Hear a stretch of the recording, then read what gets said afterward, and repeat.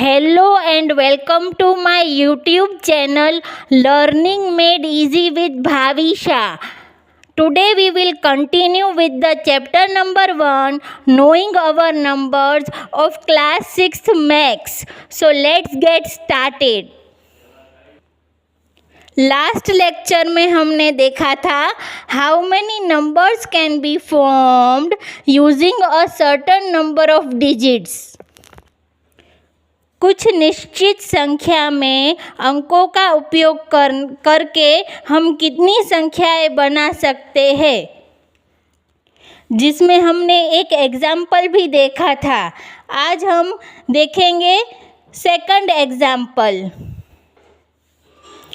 How many numbers can be formed using 4 digits number 3, 0, 9 and 6? 4 अंकों की संख्या 3, 0, 9 and 6 का उपयोग करके कितनी संख्याएं बनाई जा सकती है? Answer: To find the total number of numbers that can be formed using the digits 3, 0, 9 and 6, we need to consider the following. Since we are forming 4-digit numbers, the thousands place cannot be 0. So for the thousands place, we